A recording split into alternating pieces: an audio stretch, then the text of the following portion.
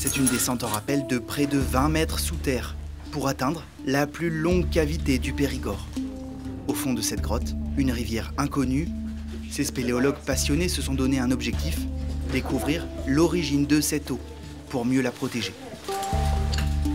La progression est parfois difficile. On va rencontrer un petit peu d'eau et c'est une des bifurcations qui nous permet de continuer. On doit être à moins 80 ici. Rapidement, la rivière inconnue apparaît. L'eau monte à certains endroits au niveau du torse. Le groupe est arrivé à l'objectif. On a fait directement par là. Ici, là? Ouais. À partir de ce point, la grotte est submergée. 2 plongeurs vont continuer l'exploration.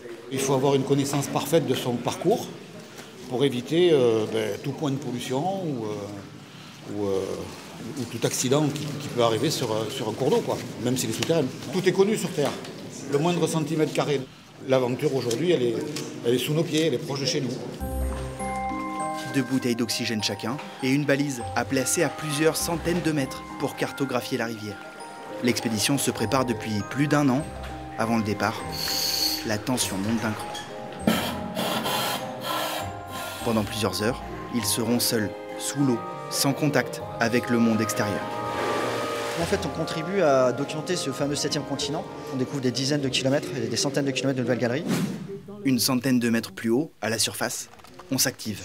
Attends, là, j'entends plus rien. Il faut se préparer à recevoir le signal de la balise des plongeurs, en se trouvant juste au-dessus. Ce message, c'est par l'intermédiaire de cette petite boîte qui est là. À l'emplacement de cette balise, les spéléologues veulent créer une nouvelle entrée dans la grotte. L'exploration ne fait que commencer.